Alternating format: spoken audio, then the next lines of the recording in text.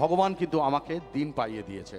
আমি বাংলা ফিল্ম ইন্ডাস্ট্রিতে 2000 সালের 1 জুন ব্যারাকপুর থেকে সকাল 6:20 ট্রেনে আমি টালিগঞ্জ গিয়েছিলাম 6:20 বজবজ লোকালে। প্রথম ইন্ডাস্ট্রিতে অভিনয় করব বলে।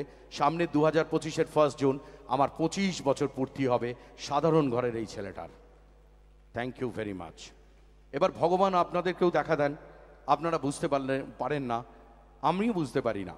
ধরুন রাতের অন্ধকারে প্রচণ্ড বৃষ্টি হচ্ছে, কোনো একটা কারণে গাড়ি টাড়ি বন্ধ হয়ে গিয়েছে, ঠান্ডার মধ্যে আপনি ডানলপে দাঁড়িয়ে আছেন, গাড়ি পাচ্ছেন না, কেউ একটা ভাঙা লরি আপনাকে চিড়িয়া মোড় অবধি দিয়ে গেল। ওই লরিওয়ালাটা নয়, সময়টা ভগবানের তৈরি করে দেওয়া। ঠিক তেমনই আমাদের রক্তের দরকার পড়লে, কিডনির দরকার পড়লে, আমাদের কিডনিটা কোথা থেকে আসছে? মালদা থেকে কেউ একজন দিচ্ছে। তার মানে আমার শরীরের যে অংশ আমার পরিবারেরও নয়, দূর থেকে কেউ দিচ্ছে, সেটাই তো ভগবানের দান, তাই না? ঠিক তেমনি এই সন্ধেবেলায় এত কাজ ফেলে 30শে ডিসেম্বর উৎসবের মধ্যে এত বিখ্যাত শিল্পীরা সব আছেন, তার মধ্যেও এই যে কজন মানুষ এখানে ছড়িয়ে ছিটিয়ে রয়েছেন, ভিড় করে বসে রয়েছেন, তারাই তো আমার ভগবান, তারাই তো আমাকে বানালেন। তাই আপনাদের পায়ে আমি প্রণাম করি। এই যে হাততালিটা দিলেন, এটাই প্রথম, এটাই শেষ। দেখুন, আমি যে কটা কথা বলবো মন থেকে বলবো, আমি মিথ্যে কথা বলি না। কারণ মিথ্যে কথা আমাকে বলতে হয় না আমার রোজগারটার জন্যে। আমি যে রোজগারটা করি তার জন্য মিথ্যে কথার কোনো দরকার নেই। তা বলে যে আমি মিথ্যে কথা বলি না তা কিন্তু নয়। আমি আমার বইয়ের সঙ্গে মিথ্যে কথা বলি। আমাকে একজন বয়স্ক বলেছিলেন, উনি অর্ধাঙ্গিনী, ওকে অর্ধ বলবে, পুরো বললে মুশকিল হয়ে যাবে।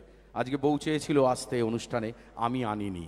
কারণ আমার সাথে মেয়েরা ছবি তোলে, গা ঘেঁষাঘেঁষি করে দাঁড়ায়, ওর পছন্দ করে না ও একটা, মানে আমি যাতে ভালো থাকি আর কি। আর ব্যারাকপুরে অনেক ইতিহাস আছে, কোনটা খুলে যাবে তার আমার তো ঠিক নেই, তো সেই ভয়তে আমি আনিনি।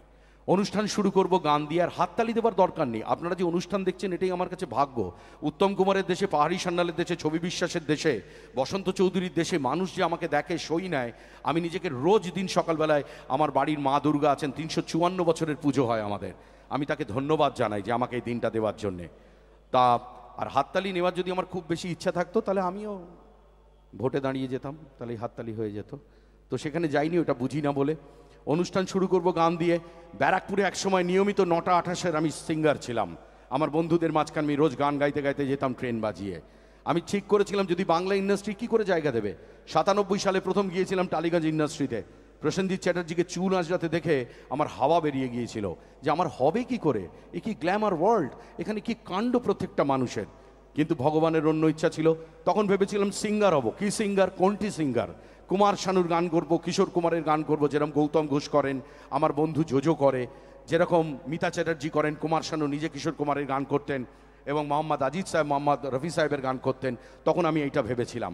তো যাই হোক, তারপরে আস্তে আস্তে ভগবানের অন্য ইচ্ছা, 180টা সিনেমাতে পাঠ করেছি, রিলিজড আনরিলিজড মিলিয়ে, শতাধিক সিরিয়াল করেছি, অ্যাডভার্টাইজমেন্ট করেছি, 1500-র উপর ফাংশন করেছি, 16টা দেশ ঘুরে এসেছি শো করতে গিয়ে এবং অভিনয় করতে গিয়ে। তো অনুষ্ঠানে গান দিয়ে শুরু করছি। গান খারাপ হলে মারধর করার দরকার নেই। আমার রাত্রিরে আবার আজকে 10:30টার সময় মেদিনীপুরে অনুষ্ঠান আছে। আর বাড়িতে বউটা না মারলে, মুখ টুক চেঞ্জ হলে চিনতে পারবে না আমাকে, মুশকিল হয়ে যাবে। তো আর আজকে গানটা তাদেরকে দিয়েই আমি ট্রিবিউট করব যারা আজকে এই অনুষ্ঠানে আসেনি। অনেককে তো বলেছিলেন চলো না, বিশ্বনাথ আসছে, বলবো ওই এক মোটার মরণকে আর কি দেখবো, সারাক্ষণ টিভিতে ঘুরে বেড়াচ্ছে আর না হলে উড়ে বেড়াচ্ছে বেলুন হয়ে, ওকে দেখার কিছু নেই। তো দেখা যাক কি হয়, আস্তে আস্তে এগোচ্ছি, চলো।